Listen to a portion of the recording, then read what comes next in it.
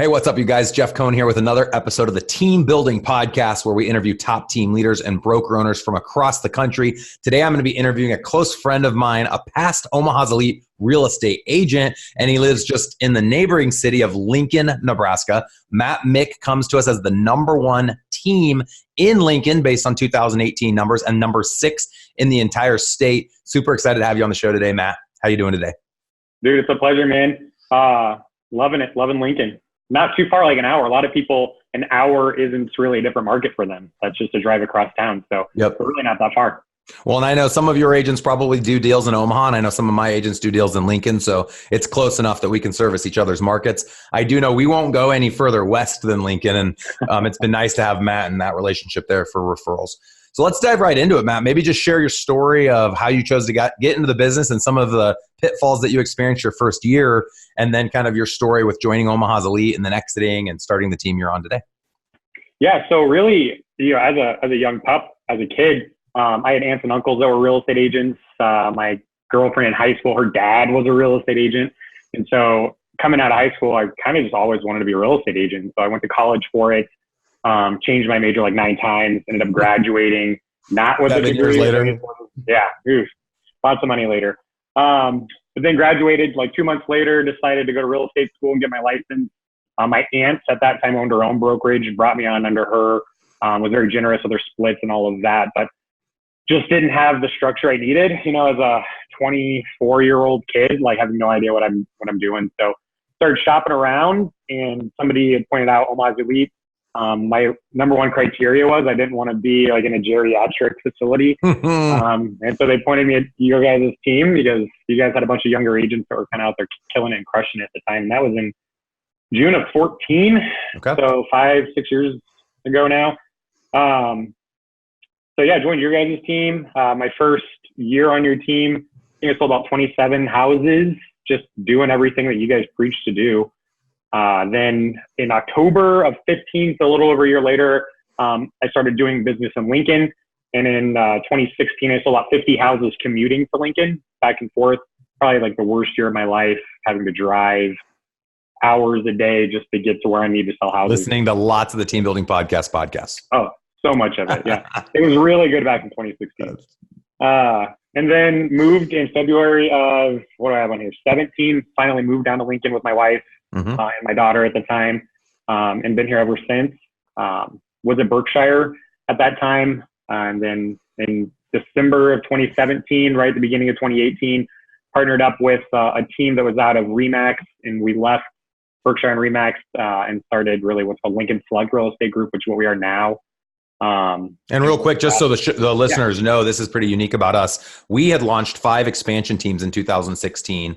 Elite Worldwide, which is our coaching entity, is who launched those. And one of the locations was Lincoln, and Matt ran the Lincoln footprint for over a year. That was the year you did 50 plus transactions.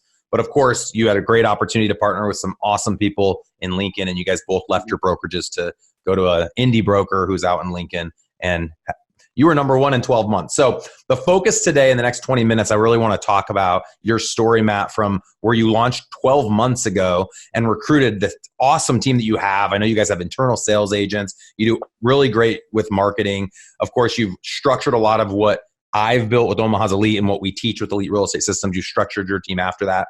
So today we don't want to focus on all of the things you did that we told you to do that didn't work. For the listeners, I'd really like our focus to be all the things that you've implemented that have worked really well, kind of like as a proof of concept. And Matt is currently an Elite Real Estate Systems client of ours.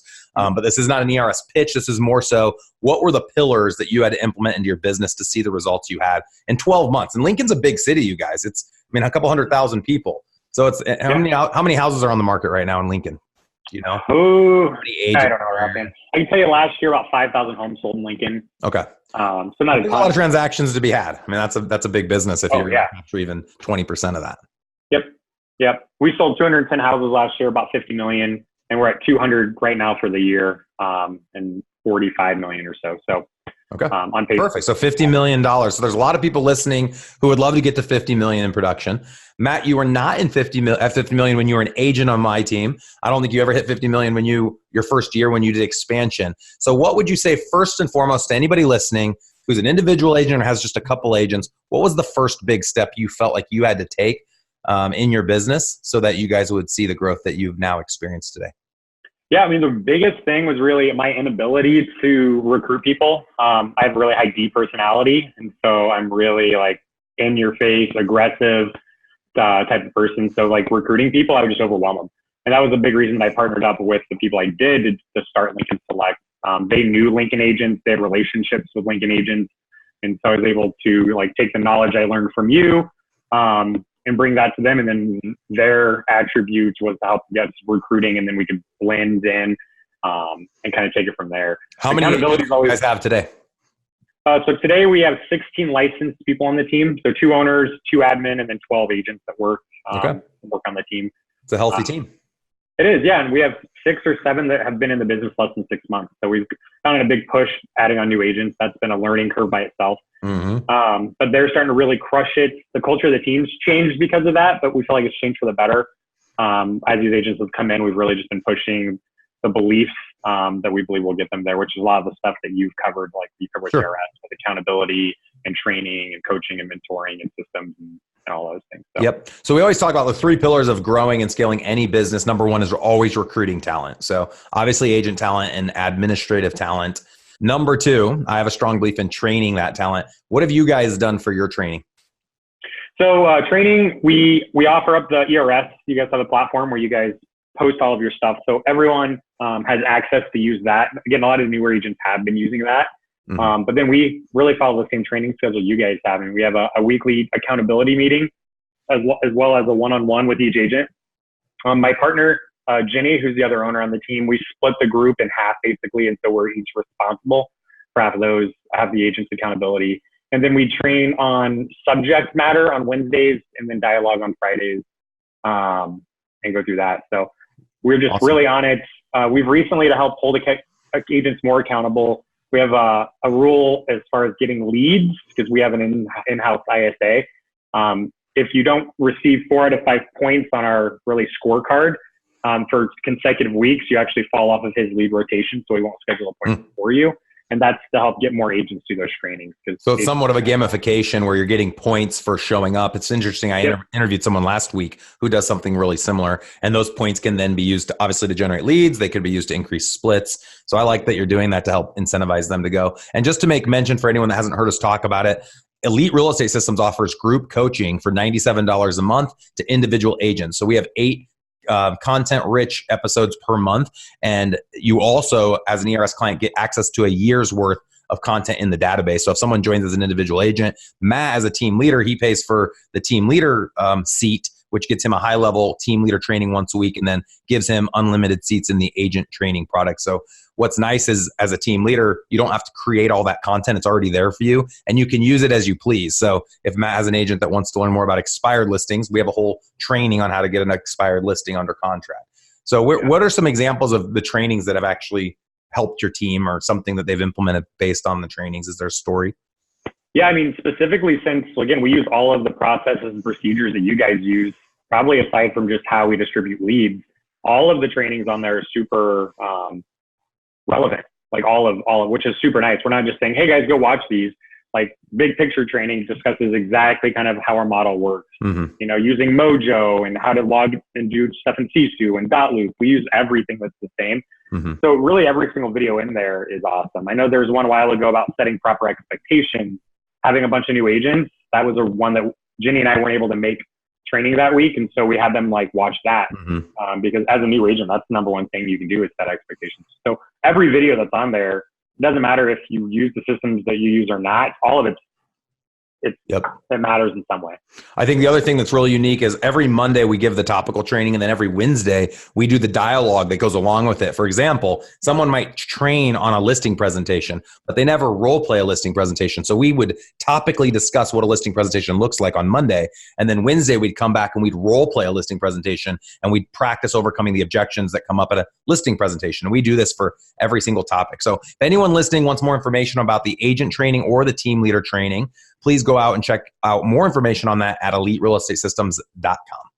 All right, That's Matt. funny you mentioned That we actually did that today. So we did listing presentation Friday. We're going to go through and go over the dialogue of how to present it. So that's funny they brought that up. I love it. Perfect. Third thing. So we had talked about recruiting talent. Number two is offering that talent continual training to help them be the best that they can be.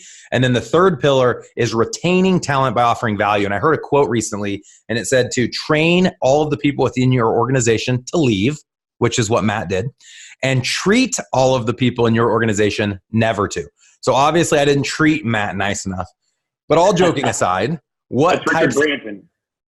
I have that quote right here on my desk. Is that a Richard Branson quote? You have it right there on your wall? Train people well enough that they'll stay or leave. Treat them well enough that they'll stay. What? You have it on your wall. Yeah. That's hilarious. All right. So what are some of the things that you guys are doing, either things you've learned from us or things you've come up with on your own to help retain your agents? What type of value are you offering them? Yeah, and that's a big question because I know I've been at some of your events and people are like, well, how do I keep people on my team, right? Right. Why would they stay? Why wouldn't they go start another team, right? Yeah, the big thing with that is value. And Ginny, my partner, we can make way more money had we just slap together a team and not give them anything, but our turnover and the time we spend training. So our first hire when we started was hiring a transaction coordinator, no brainer. I mean, everybody knows that. Hey, jeffsbusinessplan.com. That's a free rabbit hole. It's my PDF. And first step, hire a transaction coordinator. Yep. So she's awesome. We're getting pretty close for her to go full time. When we get to that 300 to 500 mark, we're definitely going to need her full time. And then at the end of last year, because again, we had accountability, we had training, all that stuff. That's way more than anyone else is providing. But at the end of last year, we hired on an ISA. And I know that, ISA model you don't use an in-house agent model, but our ISA, the big thing with that is retention, those types of things, but he's doing awesome. He's averaging 7 to 10 appointments a week right now that he's setting, just buyer appointments. We haven't even gotten into listing stuff with him yet. I think, Matt, another thing I think you guys have done a really great job at that I was impressed by, I haven't shared this with you yet. Very early on when you launched this team, you guys traveled together. That was impressive. So the very first year you started, I think you guys went to Boomtown Unite. I think you went to a few other conferences together. Yep. And I know teams that travel together stay together. You can very quickly know you don't want someone part of your organization by spending a day or two with them outside of your city. So I thought that was really cool that you guys did that. Yep. And so we do that. And so one of our incentives is, of course, the team trip if people, qualify for that at the end of the year. So our agents, if they meet certain sales quotas. Mm-hmm. We have the ISA position. And, I believe, I have some numbers here, of course, but last year, 15% of the sales on our team came from team-generated business. And so this year, we're at 30%. So we've doubled the amount of team business that we've handed out. Call it team business. Would that be signs, internet leads, social media? Internet leads, yeah. Yep. All internet leads?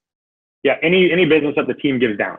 Whether that's 30% of your deals have come from team-generated leads. That'd be your ISA as well. That's him, yep. That's great, dude. That's him converting more of those leads that we're paying for. Right, having that dedicated person. Yep. So that was a big reason we got him on.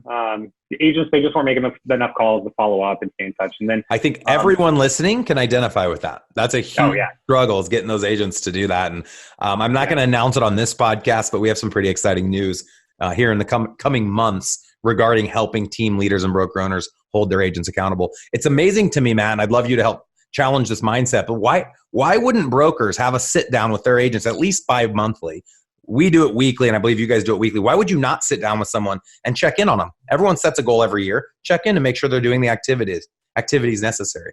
Why do you think that most brokerages and teams don't implement that strategy? No, they're just not willing to buy into it. They don't believe in their agents enough, I would say, to do it. When we bring agents on, we make sure that they understand what our culture is and that you have to be here and do it. And most people get in the business because they don't want that accountability. Yeah. They don't want to be trained. They don't want to become better. The Jim Rohn quote, I'll bring it up because I don't bring it up enough. Your level of success will never exceed your level of personal development. And Matt wouldn't be in the position he's in if he hadn't continued to invest in himself. And I watched you, Matt, after joining our team, always attending the trainings. He was very involved in the team. He'd listen to podcasts. He'd go to events. He continued to build himself. And he's now built the #1 team in Lincoln, Nebraska. It's freaking awesome. Matt, if someone wants to get in touch with you, just kind of give you a shout out and thank you for being on the podcast today. What's the best way to get in touch with you? Yeah, they can just email me at matt@lincolnselect.com. As easy as that, right through there. I'm always in front of my email, so that's no problem at all. Perfect. And if there's if anyone out there is listening to this on iTunes, and even if you're not, we'd ask that you'd please go out, give us a 5-star rating, and give Matt a shout out for sharing his time with us. I think it's incredible, Matt, what you've been able to do in such a short amount of time. Any final thoughts you'd like to share with our listeners? No, I mean, really just, what Jeff's doing isn't rocket science. He's just developed a model that you can R&D, rip off and duplicate. And if you do that and you hold yourself accountable to holding your team accountable, that's probably the hardest thing, is holding yourself accountable to doing that. That's the biggest part of why brokers and team owners don't, because no one's holding them accountable to it. Then you can go somewhere. There's no question about that. It's not hard. That's the thing I think was the most surprising when Kevin, my ops manager, and I went and traveled the country back in 2011, 2012. It was so simple. The things that were working for the teams that were producing in the 500s or thousands, I was like, this is easy. You generate leads, you hold them accountable, you have team meetings, you go on trips, you have fun together. I'm like, this sounds fun. What's the problem? And there are challenges. Obviously, it's not easy. You have to wear a lot of hats. And that's where a lot of Rainmaker agents don't know how to be the success manager, be the broker, be the marketing guy, all those things at the same time. And you don't have to do all of them at the same time, but you absolutely need to understand each of those roles for you then to be able to hire the right person and hold them accountable within those roles. Definitely. Yep. I'm in a lot of those roles right now. So yeah. You're wearing the hats. That's always tough. Yep. Yep. And a lot of people listening are wearing the hats too. And I will tell everyone listening, it's okay for a while. But I want everyone to be laying in bed at night going, who's the next person? What's the next role I want to stop doing and turn it over to somebody else? And I've become a freak about that in every aspect of my life. Who can I turn that over to? Who can I turn that over to? I keep the things I love to do, because then I'll continue to love what I do. And I get rid of all the things that I think suck. And so in time, it's okay right now to like selling. A lot of people are like, I love selling. Okay, well, sell as long as you love selling. But eventually, you do a couple thousand transactions, you probably won't love it as much, or you'll love certain aspects of it. Turn over the things you don't love. Eventually, have a plan and an exit strategy so that you're only focusing on the things that absolutely drive your passion and your love for the business. Yeah. Cool. Well, I think we can put a bow on this one. Yeah, it was nice. Well, thanks for having me on, man. Yeah, man, for sure. You did an awesome job. Appreciate you being here. Talk to you soon.